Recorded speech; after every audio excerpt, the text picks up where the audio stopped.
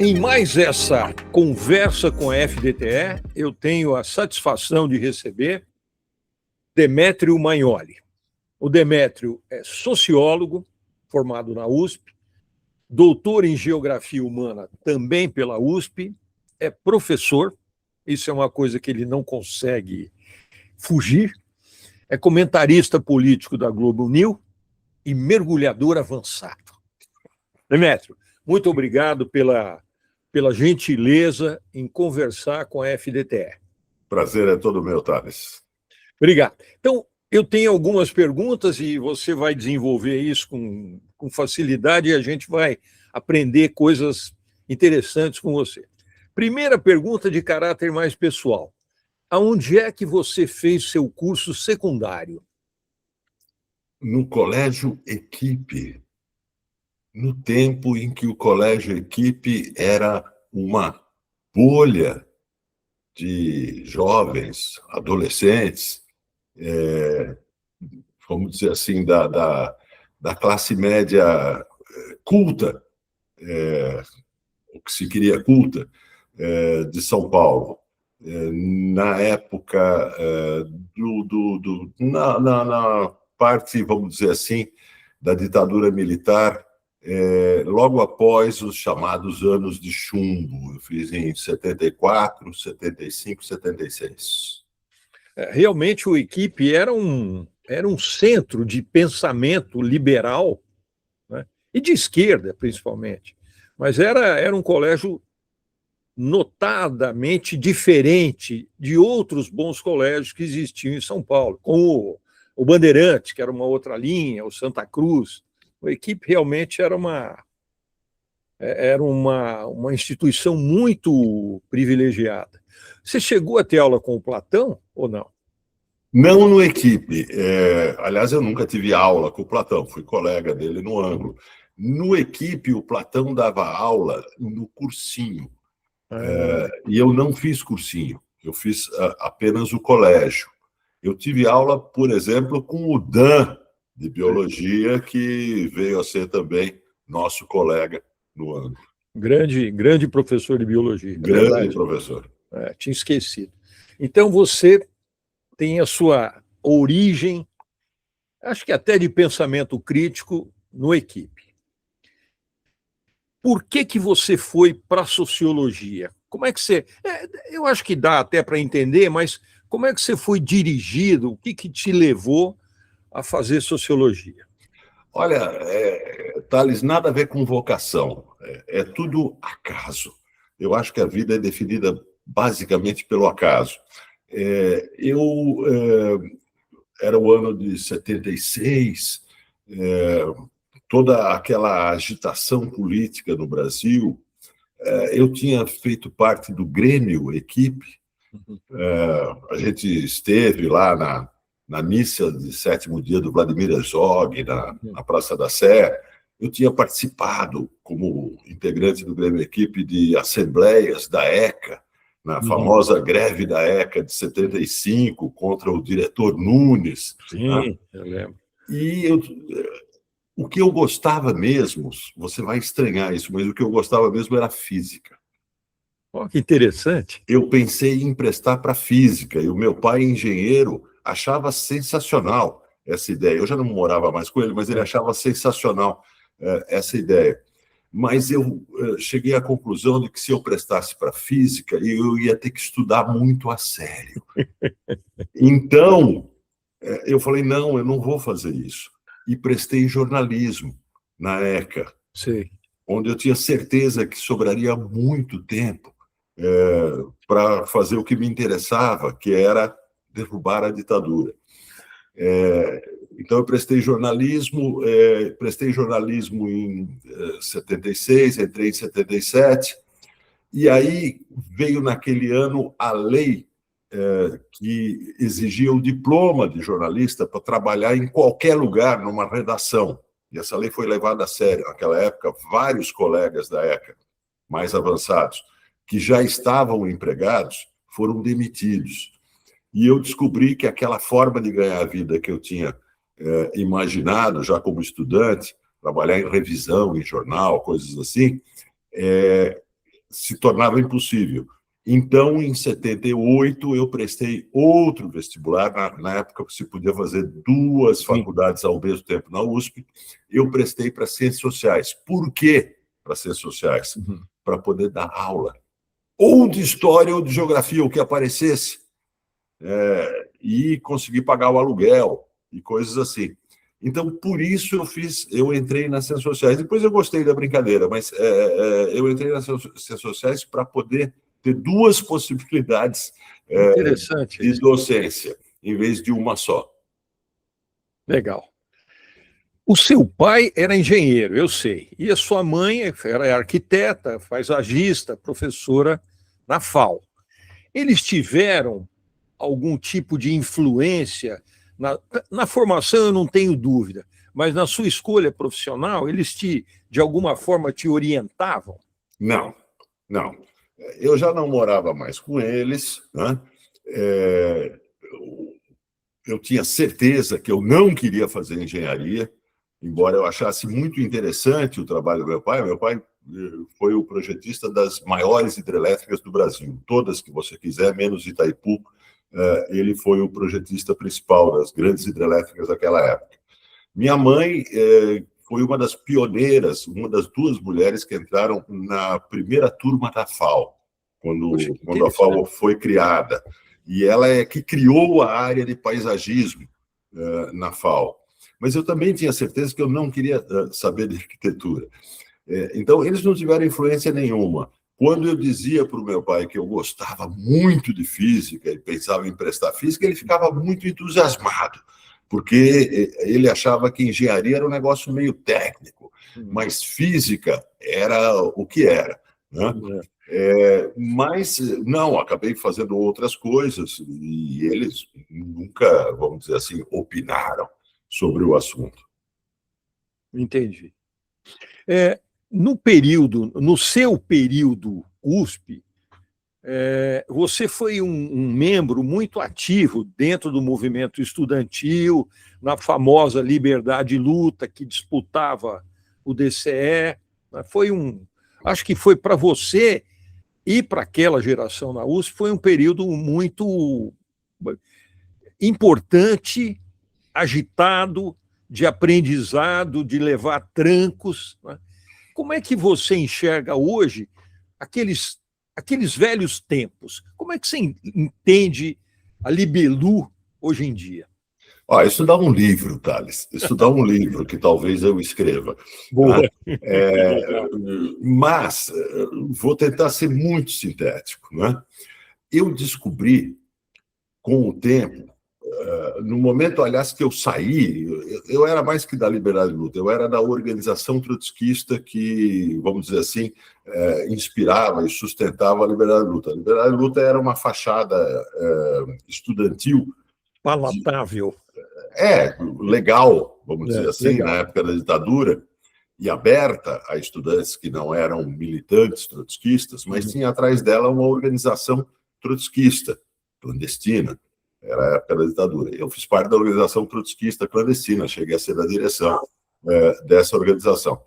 Quando eu saí, né, depois de 5, 6 anos, eu descobri uma coisa muito importante.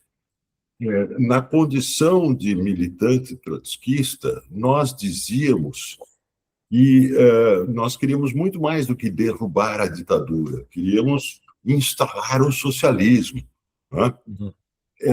Mas eu saí quando se derrubou a ditadura. Não é que se derrubou, mas depois da lei de anistia ela estava com os dias contados, depois que a ditadura já estava cambaleante. E muitos outros, como eu, saíram naquele momento, naqueles anos, após a lei da anistia, no início dos anos 80. E eu descobri que e eu desconfio que muitos outros, embora eles possam não admitir isso, não queríamos, de fato, instalar o socialismo. O nosso problema era derrubar a ditadura. Sim. No momento em que isso foi conseguido, né, nós não vimos mais motivos para a militância política, né?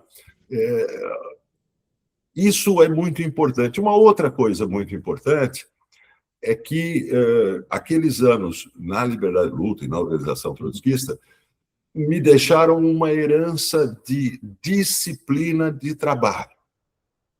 Interessantíssimo isso. De disciplina de trabalho, porque eu passei muitos anos escrevendo livros, livros de livraria, livros escolares, e vários colegas que tentaram escrever livros acabaram não conseguindo, porque não conseguiam ter a disciplina de trabalho fora de uma empresa, né? Fora de um horário de trabalho definido por uma empresa. Eu sempre consegui, nunca tive nenhuma dificuldade com isso, né? Eu acho que é personalidade, mas, de forma geral, os comunistas eram muito disciplinados. Eu acho Sim, que... e não havia como não ser numa organização clandestina na ditadura. Então, isso me criou hábitos muito estranhos no Brasil. Eu nunca chego atrasado num compromisso. Eu sei. Eu sempre chego 10 minutos antes. Se chegarem atrasado, eu vou embora. Então, são hábitos muito esquisitos do Brasil, que às vezes criam alguns conflitos. Um pouco é ser professor também. É verdade. A categoria tem um certo apreço pelo horário. Não tem outro jeito. Pelo menos a gente. É isso. Mas é interessante isso. Então, o fim da ditadura, de certa maneira, o levou para outras coisas, para outros caminhos. Sim, é mais que isso, Thales. Também quando eu saí, eu acabei iniciando um processo de crítica intelectual aos fundamentos, vamos dizer assim, teóricos, daquela militância, ao marxismo, né? Ao trotskismo, a todas essas ideias, né? A ideia do partido que dirige o povo rumo à sua redenção. Então, eu passei a fazer uma crítica extensa e rompi com essas ideias. Isso se deu em meados dos anos 80. Então, desde aquela época, eu acho que eu aprendi muita coisa, porque eu aprendi aquilo que eu não acredito. Eu aprendi aquilo que não se deve acreditar, né? Que é multidões marchando atrás de bandeiras. Entendo. É interessante isso. Aquele líder infalível.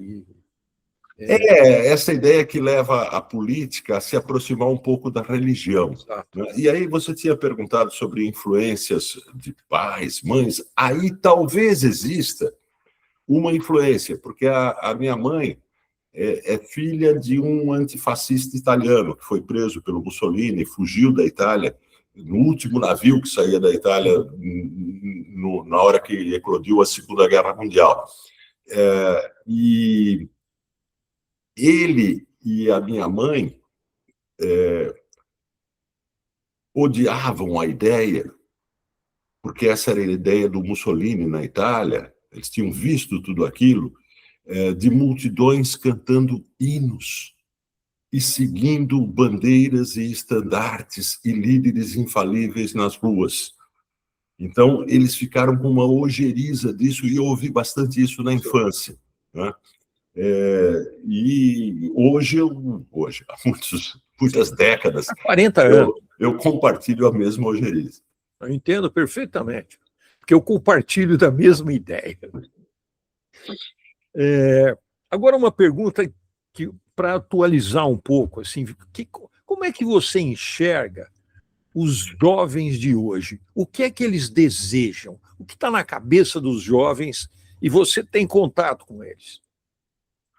Olha, eu hoje tenho muito menos contato, porque eu parei de dar aula regularmente. Né? Eu dou cursos de vez em quando, mas eu parei de dar aula regularmente. E eu não sei responder a tua pergunta. Veja, eu tenho uma grande interrogação e uma grande preocupação. a minha interrogação é: será que eles não vivem num presente permanente? Porque com a revolução da informação, com a internet, com os celulares, com as redes sociais, se instalou o hábito do presente permanente. E se desinstalou o hábito da leitura. Eu observaria que a Suécia acabou de decidir voltar aos livros nas escolas. Não sei se você sabe. Sim. Voltar aos livros e às canetas.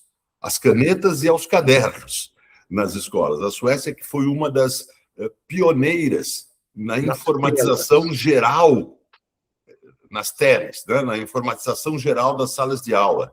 Todo mundo, há 10 anos atrás, 80% dos alunos suecos tinham uma tela na sua frente, em todas as aulas.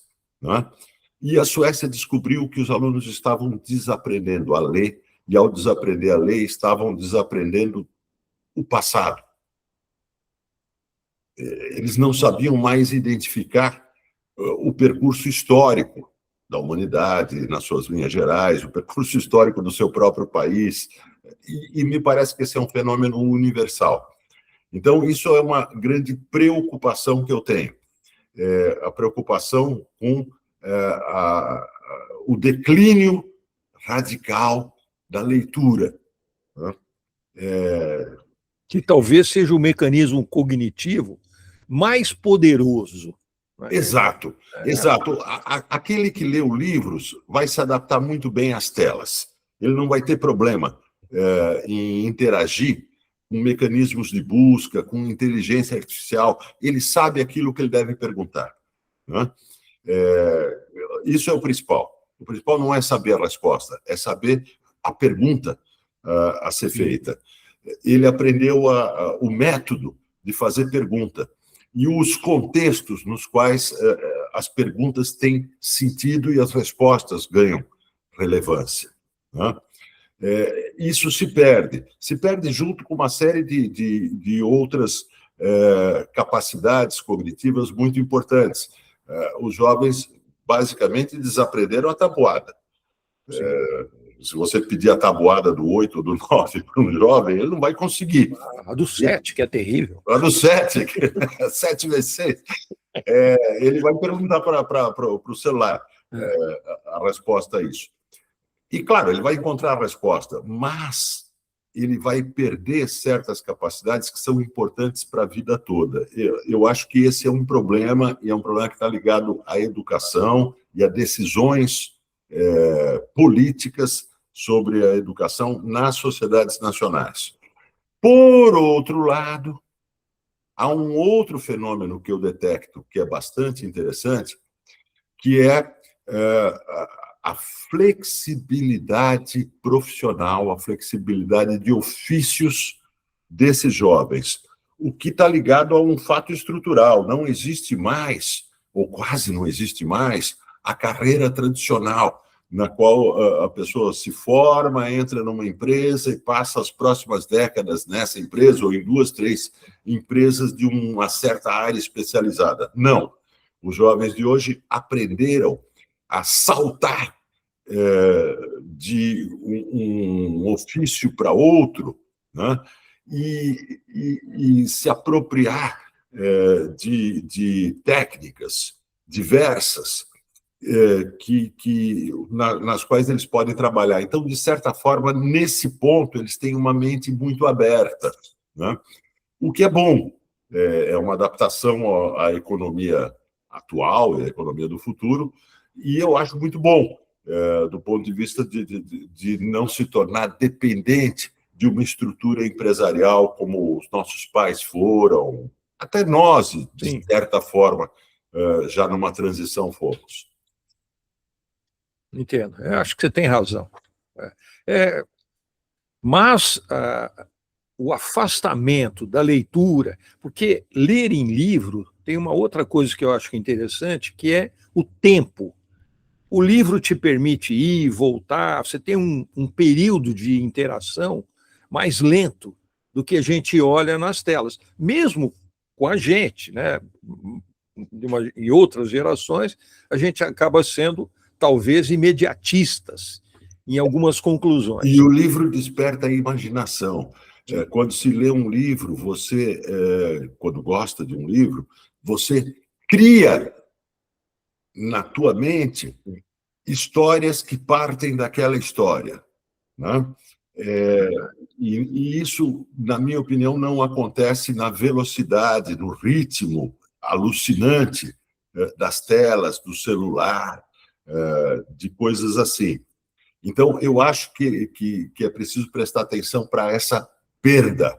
Isso é uma perda civilizacional e é preciso interrompê-la.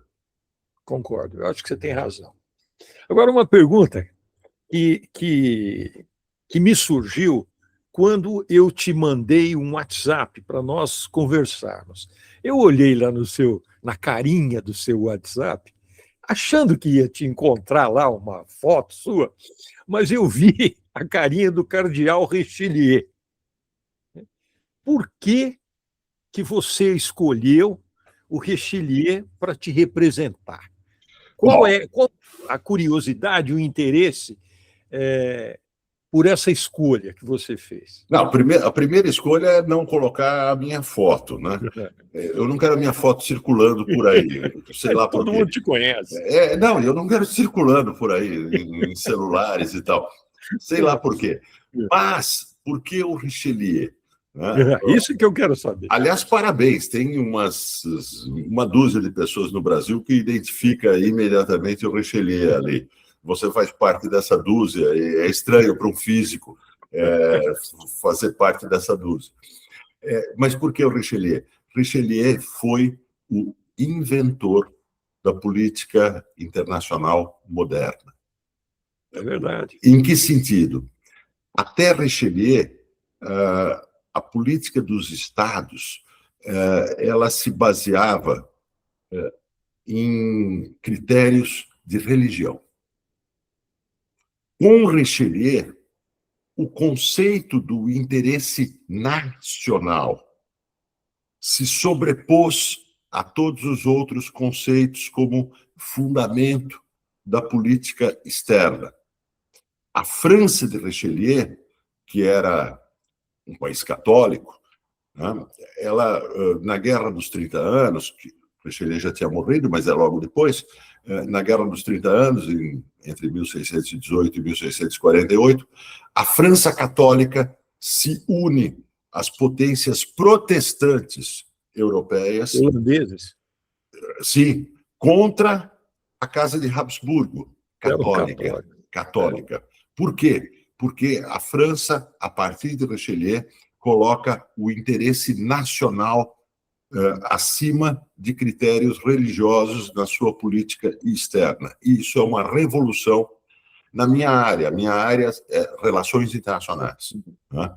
Então, isso é uma revolução absoluta na minha área e é o início da era moderna das relações internacionais. Por isso, o Richelieu aparece aí. Interessante. Eu imaginei que você fosse me dizer isso, mas eu fiquei muito assim surpreso quando eu topei com a carinha do cardeal lá. Falei, mas tem todo sentido. Né? Tem todo sentido. Falei, poxa vida. E é um cardeal que cardeal torna o interesse nacional acima da igreja. Que coloca o interesse nacional acima dos interesses do papado, do catolicismo. Eu não tenho certeza disso, eu não lembro mais, mas você acha que é com Richelieu que surge o conceito de razão de Estado? Exatamente. Mas é exatamente isso que eu disse. A razão de Estado, ou seja, o interesse nacional. Essa é a razão de Estado, né? Por oposição à razão da fé. Entendi. Que organizava a política até antes da Guerra dos 30 Anos. Por isso que a Guerra dos 30 Anos é um evento tão importante na história das relações internacionais. Demétrio, qual é a razão de Estado, talvez mais importante do Brasil atual? Assim, Eu acho que tem muitos problemas que... Espera aí, você está perguntando a sua interpretação opinião. Ou a razão oficial do Estado? Não, a sua. O que é uma razão de Estado para o Brasil de hoje? A paz na região, no nosso entorno sul-americano. A nossa região é a América do Sul, não a América Latina. Tá? A paz na nossa região sul-americana e propiciar condições para o desenvolvimento social e econômico nacional. Interessante. Uma política externa que propicie as melhores condições possíveis para o desenvolvimento econômico e social do Brasil. Tá? Esses dois critérios que eu coloquei não são meus. Isso é a tradição principal da política externa brasileira, que sofreu oscilações, contestações diversas ao longo do tempo, que hoje, no ambiente de polarização política do Brasil, é contestada tanto pelo lulismo quanto pelo bolsonarismo, contestada em direções diferentes, mas contestada por esses dois polos da política brasileira. Mas isso é a tradição principal da política externa brasileira desde o Barão do Rio Branco. Sim. Tá? Desde quando o Barão do Rio Branco resolveu o problema principal de política externa, que é delimitar o território nacional. Interessante. Eu imaginaria que você considerasse essa paz regional uma coisa tão importante. E eu fico pensando se, atualmente, com as diferenças de modelos políticos no Brasil, na Colômbia, na Venezuela, na Argentina, será que essa paz é possível? Será que é possível alcançarmos isso? Veja, o interessante aí, Thales, não é se é possível. Ela foi alcançada. Isso não quer dizer que ela seja intocável. Há riscos. Mas ela foi alcançada. É por isso que o Brasil e a Argentina não se parecem com a Índia e o Paquistão. É verdade. É verdade. Porque Veja, eles não conseguiram se engolir mutuamente. A Índia e Paquistão são rivais regionais com armas nucleares, com arsenais nucleares apontados um para o outro. Né? É verdade. Por que isso não ocorre com Brasil e Argentina? Porque houve um programa nuclear brasileiro, como se sabe, houve um programa nuclear argentino, mas os dois programas nucleares foram abandonados num momento definido ali, na época prévia à criação do Mercosul. Né? Os dois programas nucleares foram abandonados. E por isso nós não somos a Índia e o Paquistão. Né? Nós não temos, apesar de guerras civis em países vizinhos, a guerra civil na Colômbia, muito demorada, Sim. Nós não temos guerras internacionais na América do Sul. Tivemos conflitos de fronteira, Peru e Equador, né? Tivemos antes conflitos de fronteira entre Argentina e Chile, mas eles não produziram, nos últimos 100 anos, uma guerra regional importante e nem programas para armas de destruição em massa. Isso é uma grande vantagem. É verdade, você tem razão. Isso é uma grande vantagem para todos os países da região. E é uma grande vantagem para o Brasil, um país que não tem questões de fronteira e que não tem ameaças militares no seu entorno. É verdade. Ao passo que na Índia e no Paquistão, acho que aí, em grande medida, por conta dos ingleses, que fizeram muito mal essa transição, essa saída. Eles até hoje não se entendem e o risco é grande. Criou-se ali um país que... Paquistão quer dizer país dos puros, né? O Paquistão é um estado oficialmente muçulmano. cuja identidade nacional está apoiada na ideia de ser um rival da Índia. Essa é a identidade. Essa é a ideia, né? Essa é a identidade nacional do Paquistão. Ele nasceu assim. Tá? Então, ali há toda uma situação particular. Não é por acaso que os dois países tenham rumado à busca de arsenais nucleares. Mas essa possibilidade existia entre Brasil e Argentina. Brasil e Argentina foram, até a Guerra no Paraguai, polos regionais rivais na região. Interessante isso. Eu nunca tinha pensado, mas quero pensar nisso. Agora, mudando, eu quero que você compare o Richelieu. Será que o Richelieu foi um proto-Gramsci? Ou o Gramsci foi um modernizador do cardeal?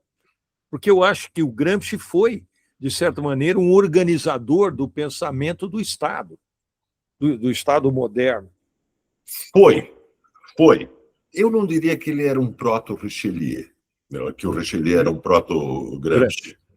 Nem que o Gramsci se inspirou no Richelieu, mas eu diria que você tem razão quando você vê duas figuras que pensam em como o Estado pode se tornar mais forte, mais poderoso, mais influente nas suas sociedades. Né? O que Richelieu basicamente fez? Richelieu pôs a última pedra sobre as guerras de religião na França. Né? Antes dele, isso já havia acontecido, mas ele terminou esse serviço. Então, ele decidiu que a França é uma só. Existem os católicos, existem os protestantes, os huguenotes na França, mas somos todos franceses e cada um tem direito à sua religião, né? Desde que todos sejam leais ao rei. Sim, o rei acima de tudo. Né? O rei, portanto, o Estado acima de tudo. Sim. Gramsci, a ideia de Gramsci é que o Estado, que será um Estado comunista, será um Estado socialista, ele terá a hegemonia sobre a sociedade por meio da persuasão. A ideia de Gramsci é que a hegemonia se daria não por meio do cacetete. Não necessariamente, né? O cacetete até poderia existir, mas o principal seria a persuasão. Então, Gramsci idealizou um conceito, primeiro um conceito de partido, e depois seria um conceito de Estado, porque o partido se tornaria Estado se a Revolução funcionasse, no qual o Estado existe em todos os lugares, no qual a ideologia estatal respinga por todos os poros, respinga pela literatura, respinga pelos meios de comunicação, respinga pelos jornais, pela fotografia, pelo sistema escolar.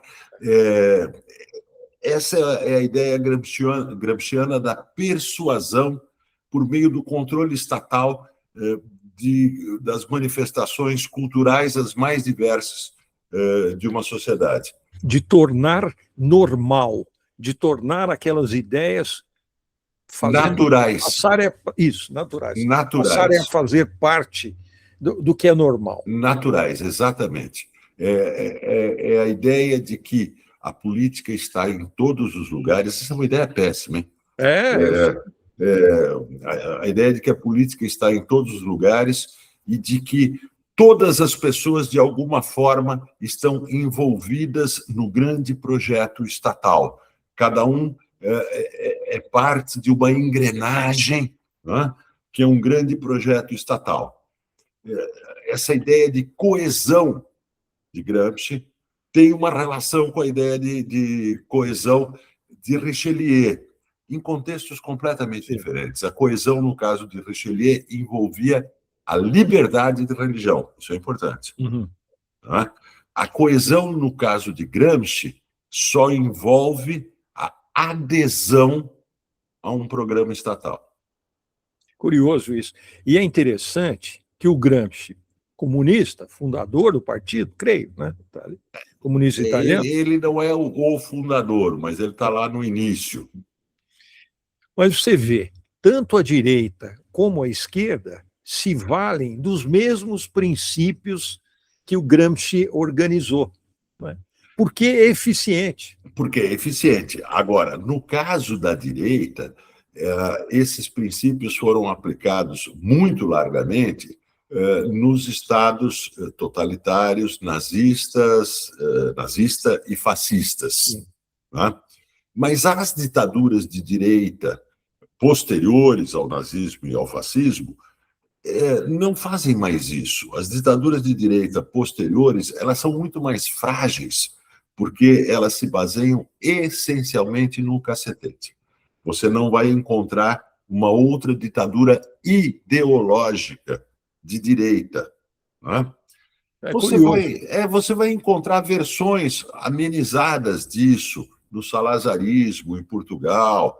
O próprio Franco, né? O franquismo, mas aí nós já estamos no campo do fascismo. Nós ainda estamos no campo do fascismo. Você vai encontrar algumas ideias amenizadas disso, mas as ditaduras de direita, vamos dizer, pós-fascismo, são ditaduras baseadas exclusivamente, ou quase exclusivamente, no cacetete. Né? Interessante, é verdade. Na censura, na proibição. Já as ditaduras de esquerda mais duradouras, elas se baseiam não na censura, elas também exercem a censura, claro que tem, mas elas não se baseiam na censura. Elas não querem que você silencie, elas querem que você fale as coisas certas. Convencimento. Põe aspas nas coisas certas. Claro, elas querem que você fale as coisas certas. Não é por acaso, você pega Cuba, por exemplo. Cuba teve uma grande influência cultural através da Casa das Américas, edição de livros, congressos literários, vários dos ícones da Revolução Cubana são escritores, são cantores, compositores, celebridades internacionais, né? Exato. Né? Então, e isso dá uma força, um poder, um enraizamento para o sistema ditatorial que a ditadura que se baseia na repressão puramente não tem. Até no esporte. Os cubanos exportaram grandes esportistas, né? A ideia do Estado cuidador. Sim, a ideia das associações. Então, se você vai escrever, você faz parte de uma associação de escritores, que é um mecanismo estatal. Se você é um músico, você está na Associação dos Músicos. A União Soviética era assim também, né? Na União Soviética era assim. Tudo tinha uma organização. Exatamente. Muito bom. Demétrio, quais foram os autores, né, importantes na sua formação? Eu queria que você citasse alguns autores que você reconhece como importantes na sua maneira de se desenvolver e de aprender. Tem muitos. Não, mas cite alguns, porque acho que é importante. E eu quero que você pode até já continuar falando assim, o que você recomenda para os jovens pragmaticamente?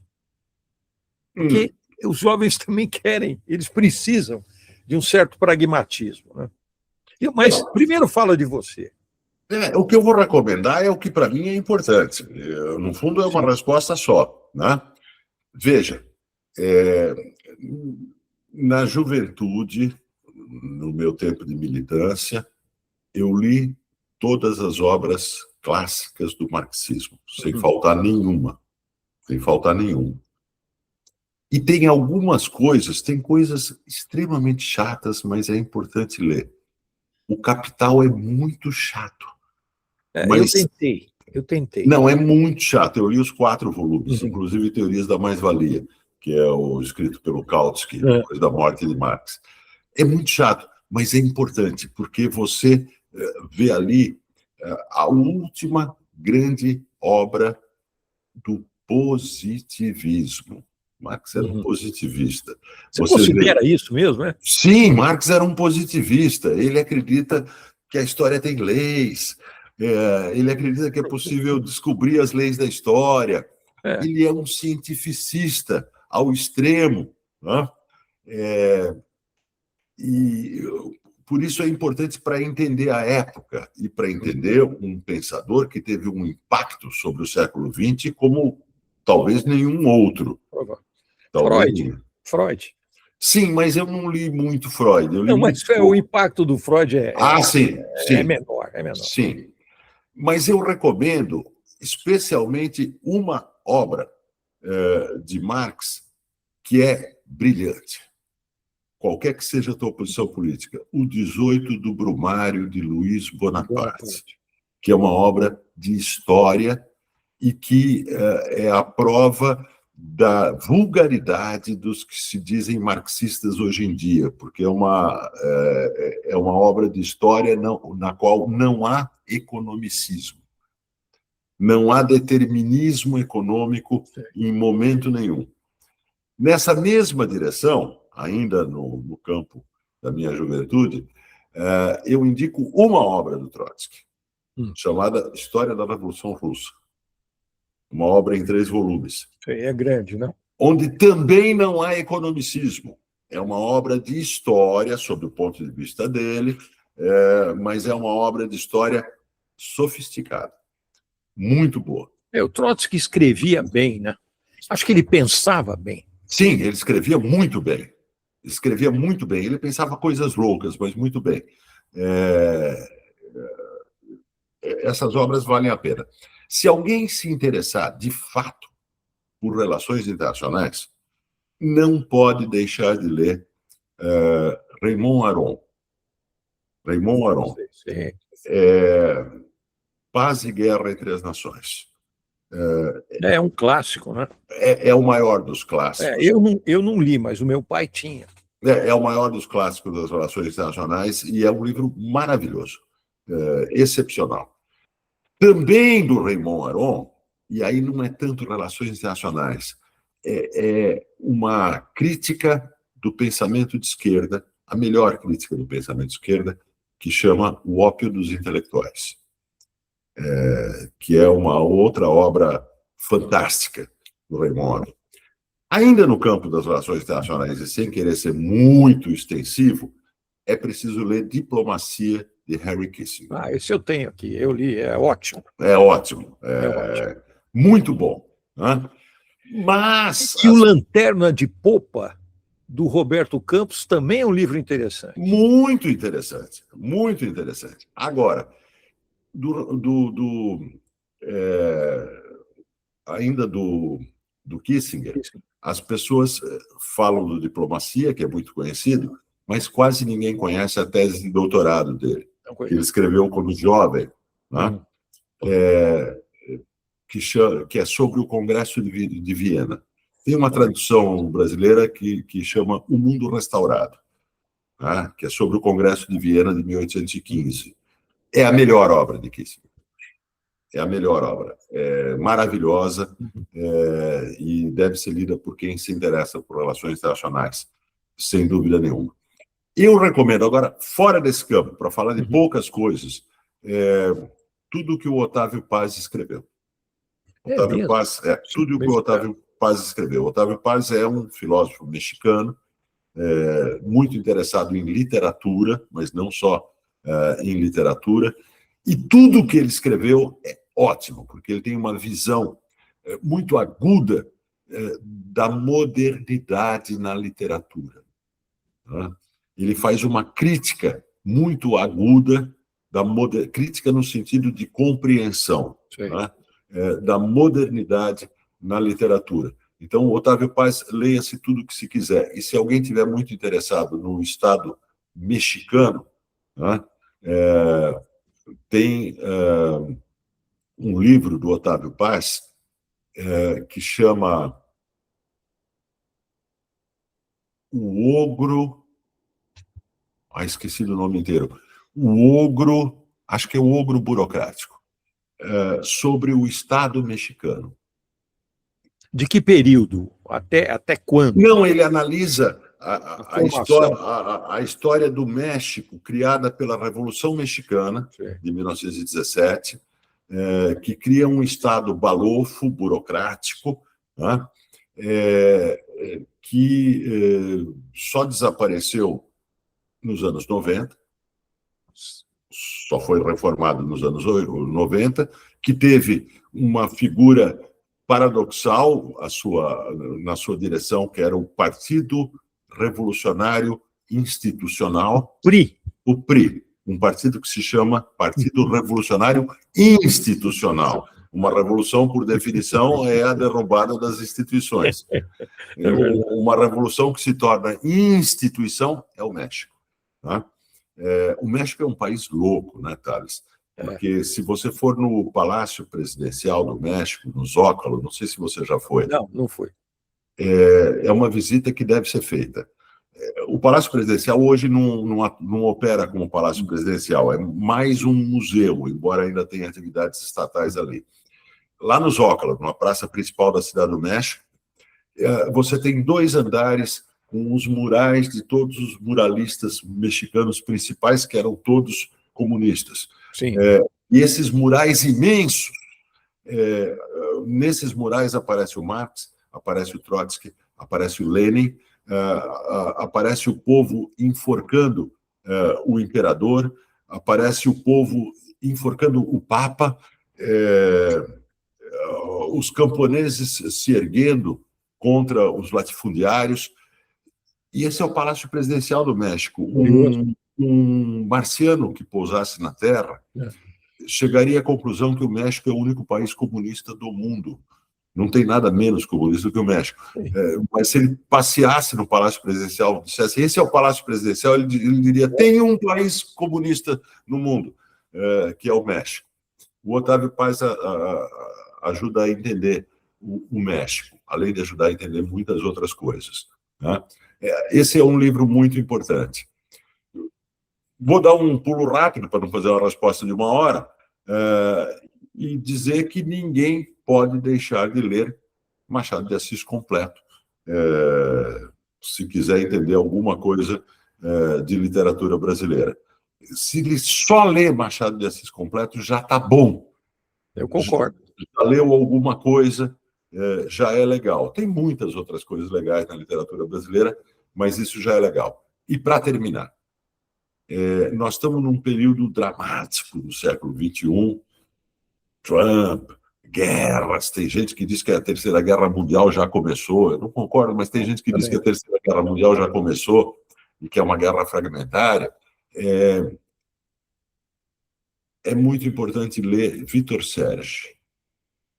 Vitor Serge, quase ninguém ouviu falar dele no Brasil.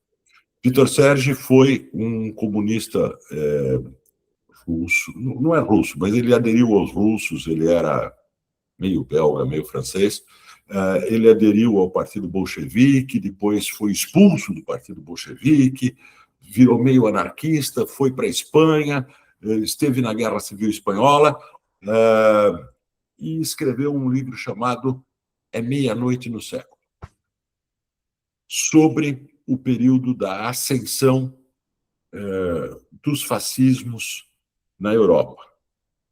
Né?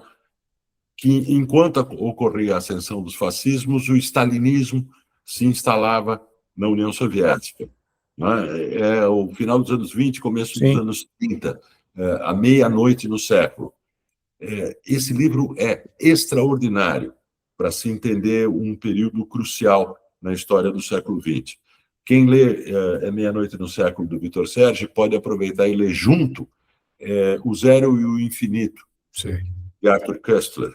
Sim. Não sei se você já ouviu falar. O Zero e o Infinito, claro. Eu acho que é o melhor livro sobre o totalitarismo stalinista. Né? É isso, para não ficar 1 hora. Sim, não, eu entendo. Mas são leituras, assim, eu não conhecia várias das suas recomendações, vou olhar, mas é importante. Demétrio, você gostaria de se envolver em algum projeto político? Você tem saúde ou desejo? Eu fugiria disso em alta velocidade, mesmo que eu precisasse atravessar desertos, cordilheiras montanhosas e vastidões inóspitas e geladas. Eu fugiria disso com todas as forças. Eu não consigo participar de uma reunião política. Eu passei 5, 6 anos da minha vida participando de reuniões políticas clandestinas, com pautas organizadas. Eu participei durante alguns anos depois disso ainda de algumas reuniões políticas do PT, etc., antes de descobrir que aquilo era uma fria. E de jeito nenhum, se alguém me fala disso, eu entro em parafuso. Não tem nenhuma hipótese. Nenhuma. Não, imagine que você fosse convidado para escrever um projeto sobre educação no Brasil. Você não faria isso? Não. Não. Fugiria?